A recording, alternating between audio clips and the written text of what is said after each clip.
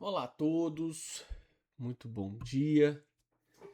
Eu vou começar essa aula e deixar claro para vocês que todo esse material que eu vou produzir e vou tentar para cada tópico da biologia eu deixar uma aula gravada.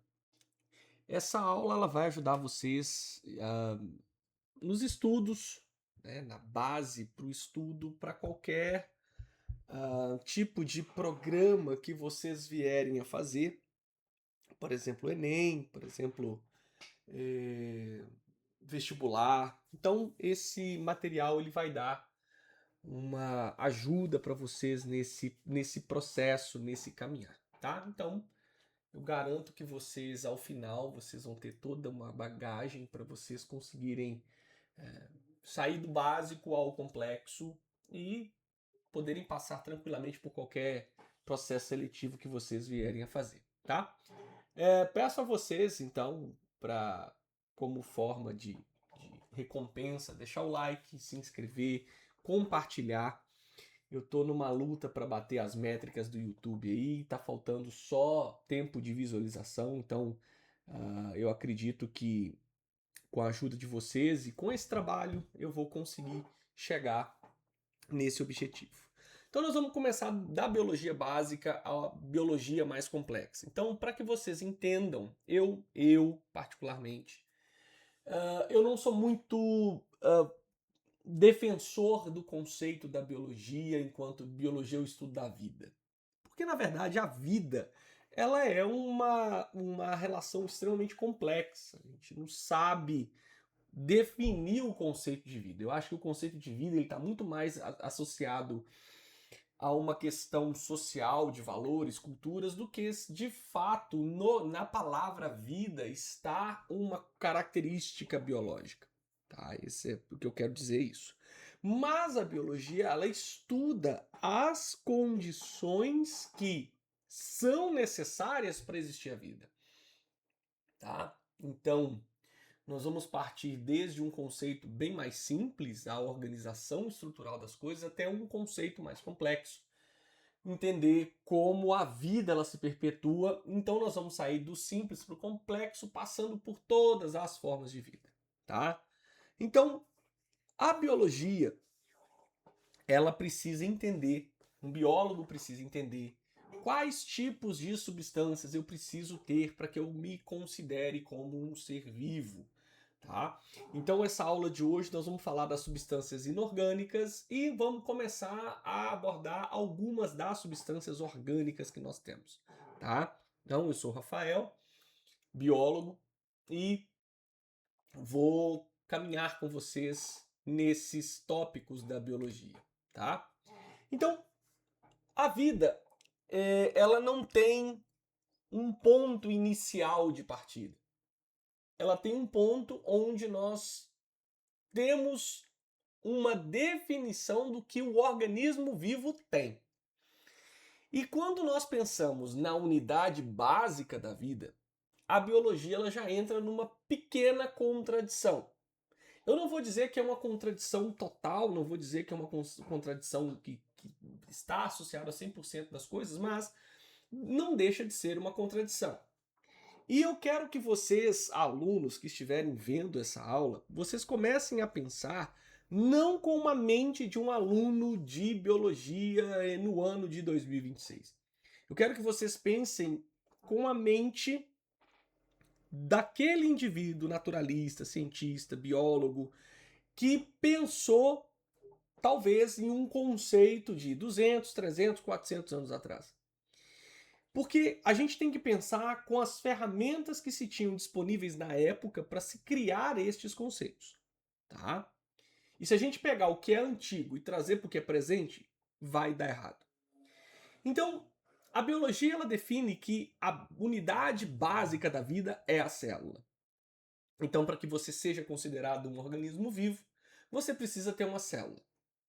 Mas essa célula, ela precisa passar por diversos mecanismos e ser capaz de se autoduplicar, de se reproduzir.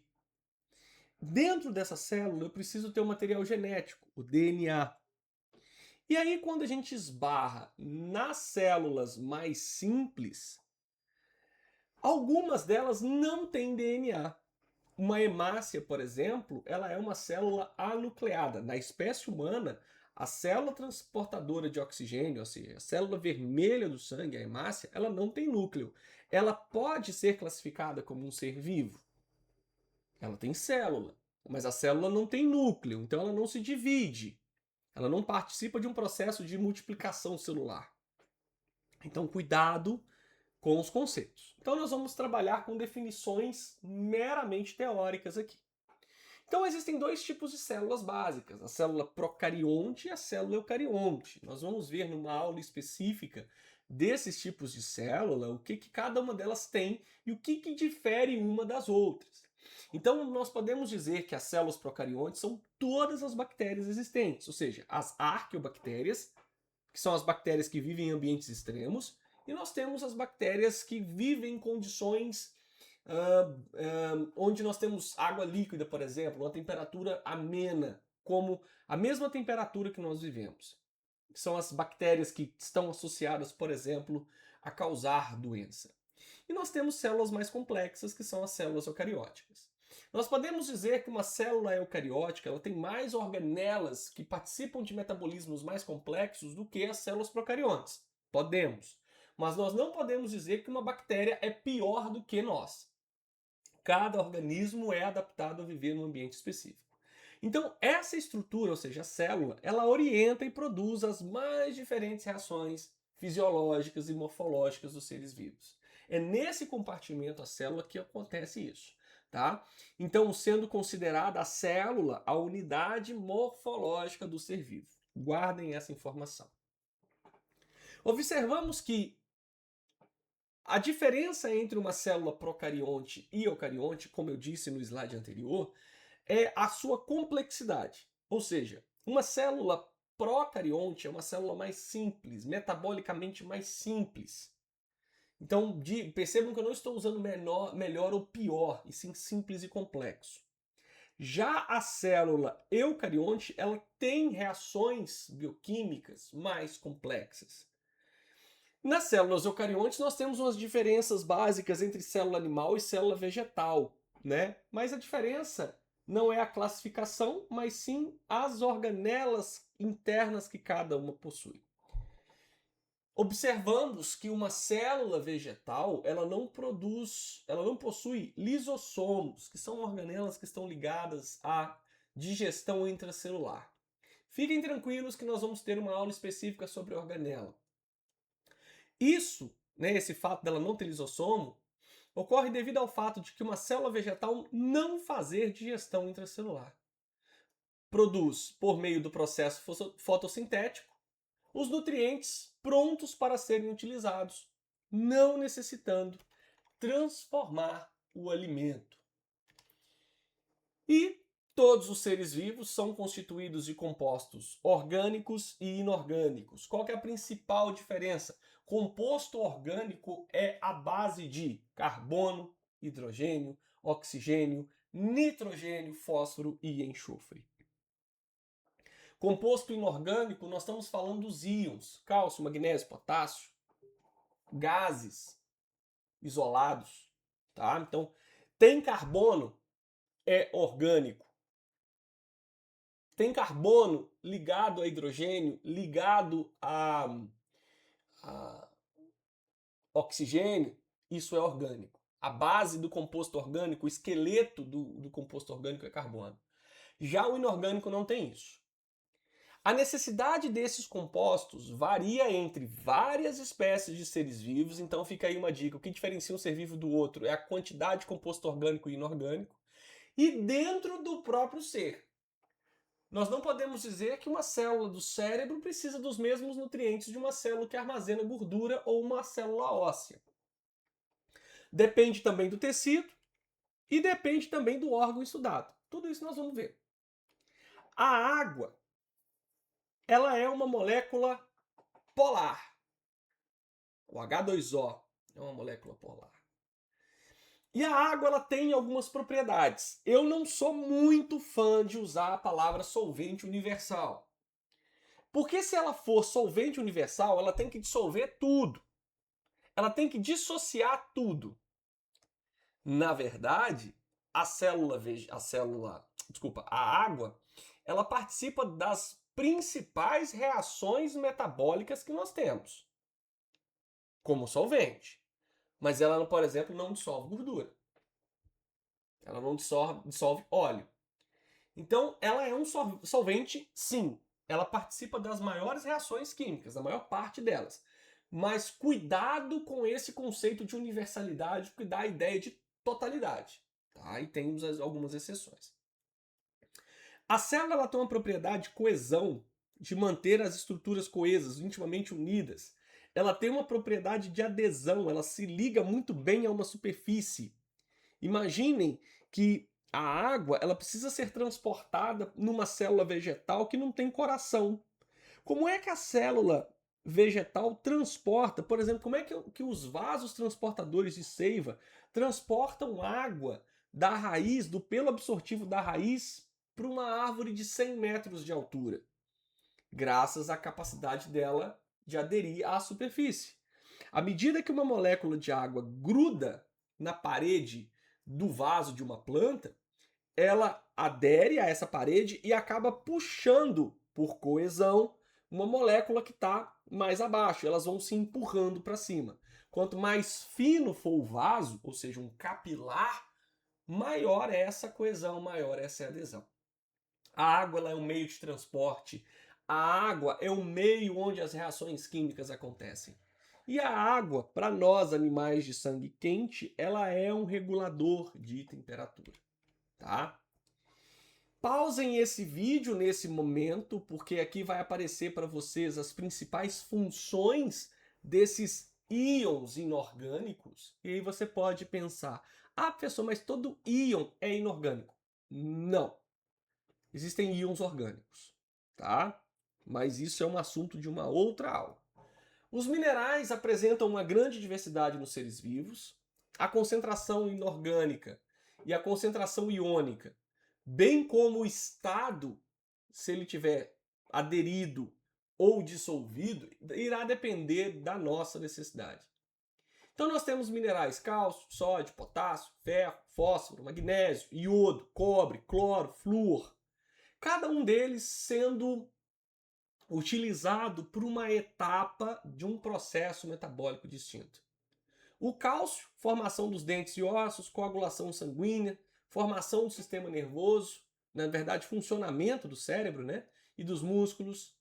O sódio, ele participa do equilíbrio dos líquidos corporais, funciona nos nervos e nas membranas celulares como os potenciais de ação. O potássio, ele age com o sódio no equilíbrio dos líquidos do corpo e no funcionamento dos nervos e das membranas da célula. O ferro ele é fundamental para a respiração celular e enzimas respiratórias. Participa na constituição da hemoglobina. Fósforo, armazenamento e transferência de energia, componente dos ácidos nucleicos. Magnésio, participa da constituição da clorofila, ajuda no funcionamento dos nervos e músculos, bem como da formação dos ossos. Participa de reações enzimáticas junto com as vitaminas. O iodo faz parte da formação dos hormônios tireoidianos, controla a taxa de oxidação e de crescimento. O cobre participa da formação da hemoglobina, da melanina e de enzimas respiratórias. O cloro age junto com o sódio e forma o ácido clorídrico estomacal. O flúor participa do fortalecimento de ossos e dentes. Temos alguns compostos orgânicos. Lembra que composto orgânico tem um esqueleto carbônico muito grande. Temos os carboidratos. E os carboidratos eles são divididos de diversas formas. Temos os carboidratos simples, chamados monossacarídeos, que eles podem ser chamados de monossacarídeos porque a molécula, a quantidade de carbono na molécula é muito pequena, variando de 3 a 7 carbonos. Tá? Nós temos monossacarídeos com 3 carbonos, vamos colocar nessa terminação a palavra ose, Então, 3 carbonos, triose. 4, tetrose. 5, pentose. 6, hexose. 7, heptose. Então, tanto a triose, tetrose, pentose, hexose e heptose são monossacarídeos, ou seja, açúcares simples. Para nós, os mais comuns são as pentoses, formando ali a base do material genético, dos ácidos nucleicos, e as hexoses, que são as bases energéticas que nós temos.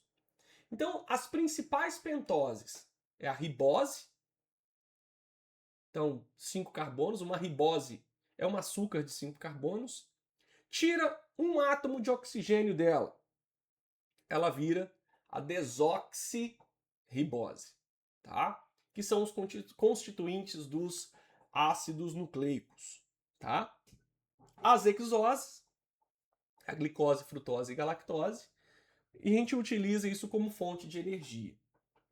Temos os disacarídeos. Então, o que é um disacarídeo? É formado pela união de 2 monossacarídeos. Então, tipo, glicose e glicose. Nós temos a maltose.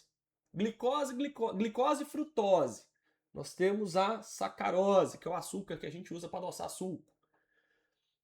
Glicose e galactose. Nós temos a lactose. Então, percebam que a base dos disacarídeos é glicose. Oligo quer dizer pouco. Então é formado pela união de 3 a 12 monossacarídeos. Tá? Polissacarídeos são formados por milhões ou até mesmo milhares de monossacarídeos criando os polímeros. Nós temos, por exemplo, a celulose, nós temos o amido, nós temos o glicogênio. Então o polissacarídeo ele pode ser usado por uma diversidade de funções, desde função estrutural até função de reserva, tá? A goma arábica é um polissacarídeo, as pectinas são exemplos de monossacarídeos, a quitina é um exemplo de monossacarídeo, tá? Então aí fica para vocês um resumo básico dos principais tipos de componentes dos carboidratos que nós temos. Pausem o vídeo e deem uma olhada onde nós encontramos e do que ele é formado.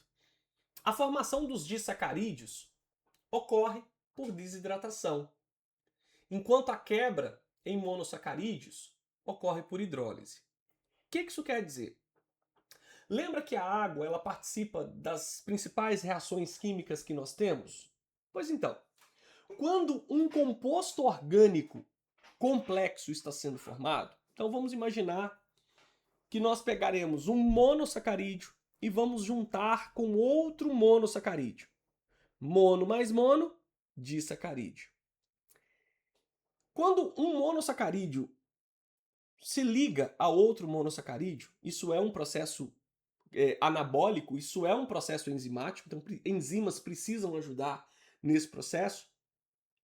Para que mantenhamos a estabilidade do disacarídeo, uma molécula de água precisa ser liberada desse processo. Então, uma molécula de água é produzida na formação de compostos orgânicos mais complexos. Nós chamamos isso de síntese por desidratação.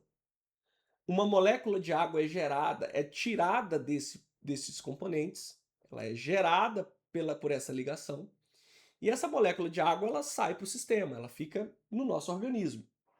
Quando nós precisarmos quebrar um composto orgânico complexo, ou seja, quebrar um disacarídeo, eu preciso de usar a quebra da molécula de água para que esse processo ocorra. Então, formar composto orgânico complexo gera moléculas de água. Então, nós produzimos água? Sim, por um processo chamado de síntese por desidratação. Onde esse processo ocorre? Na formação de composto orgânico complexo. E para quebrar esses compostos orgânicos complexos, precisamos da água. Por isso, o processo de hidrólise.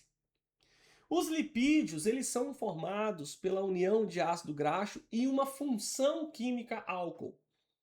São insolúveis em água, então cuidado com essa condição, porque lipídio é insolúvel, mas existe um único tipo de lipídio solúvel em água que a gente vai ver mais à frente, tá? Mas Os lipídios, eles são solúveis em solventes orgânicos, tá? Existem vários tipos de lipídios. Os carotenoides, por exemplo, que são lipídios pigmentados, forma vitamina A. Os glicerídeos, que são lipídios ligados à glicose. Fosfolipídio, lipídio ligado a fósforo ou a grupo fosfato nas moléculas que formam a nossa membrana plasmática. Os cerídeos, que são a cera de ouvido. Os esteroides, colesterol, por exemplo, tudo é lipídio. As proteínas, segundo a teoria materialista da origem da vida, elas teriam sido as primeiras moléculas orgânicas complexas. Então, por isso, proteína, pro que vem primeiro. As estruturas celulares, elas dependem direto ou indiretamente da função das proteínas. Elas são a base estrutural da vida.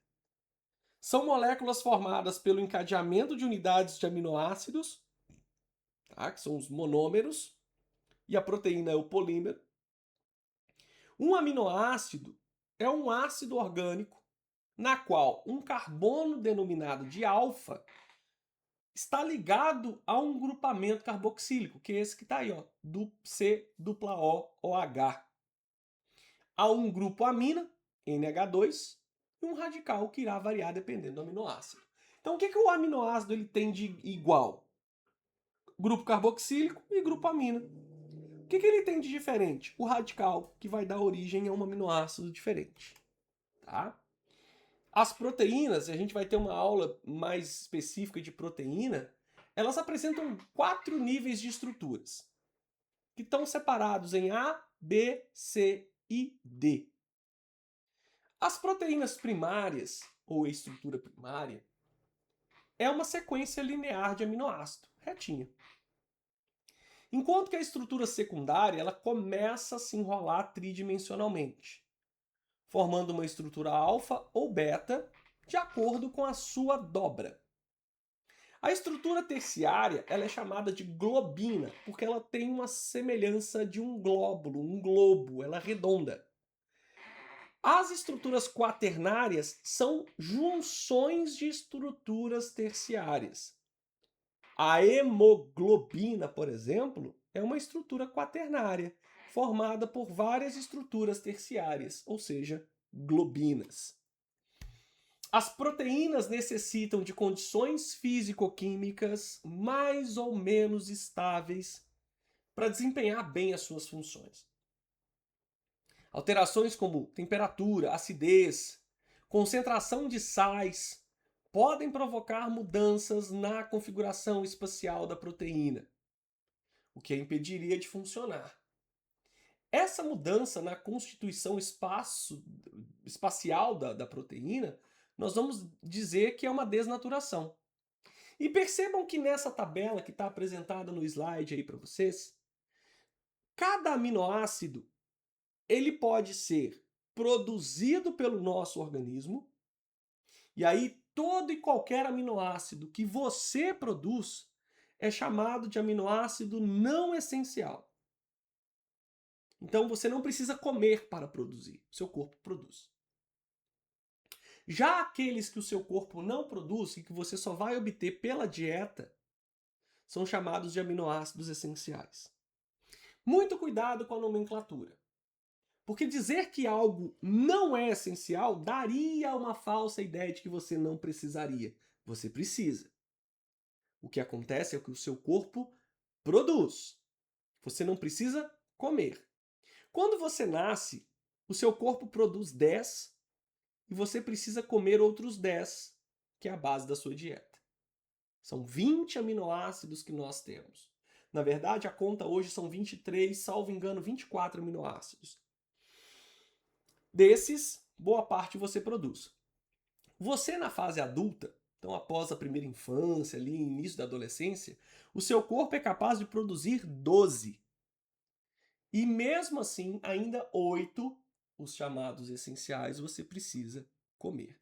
Então fique aí nesse slide para você ver o nome de cada um deles. Cada um tem uma importância, que não é só ser usado para a formação de uma proteína. As enzimas são proteínas. As enzimas, elas têm um papel fundamental no metabolismo orgânico. Toda reação química iria acontecer.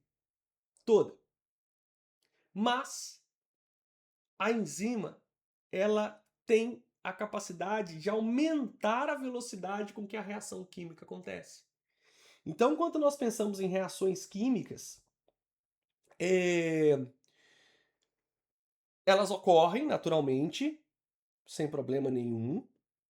Só que, como vocês estão vendo nesse gráfico em cima, a enzima ela reduz o tempo em que essa reação ocorre. Ela aumenta a velocidade com que essa reação ocorre. Então as enzimas elas são proteínas catalisadoras, ou seja, elas aceleram reações químicas sem que sofram modificações. E as enzimas elas são específicas porque isso é muito importante. Enzimas agem em um substrato específico. Logo, para cada substrato eu tenho uma enzima. A temperatura, à medida que aumenta, favorece o acréscimo à velocidade de ação enzimática. Então, quanto mais quente, até certo ponto, é vantajoso para as enzimas. Acima de uma velocidade crítica, incompatível com a vida, as proteínas começam, as enzimas, na verdade, começam a perder a sua função. Outro fator importante para o funcionamento das enzimas é o pH. Então as enzimas, além de atuar sobre um substrato específico, sobre uma temperatura específica, elas atuam sobre um pH específico. Ou seja, enzimas que atuam em pH ácido, elas não têm capacidade de atuar em pH alcalino e vice-versa. Encontramos enzimas que são proteínas simples e outras que são conjugadas. As enzimas simples atuam diretamente a partir da sua própria constituição. As conjugadas necessitam da combinação, por isso conjugada, de outras substâncias, pois são formadas por uma parte proteica e uma parte não proteica. A primeira parte, ou seja, a parte proteica, ela é denominada apoenzima.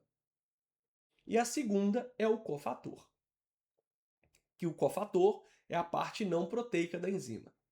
Se um cofator for uma substância orgânica, nós vamos chamar essa proteína de coenzima, como é o caso das vitaminas. Então as vitaminas são enzimas, as vitaminas são proteínas, as vitaminas têm um grupo proteico e um grupo não proteico, que é, nesse grupo não proteico, uma substância orgânica, ou seja, uma coenzima.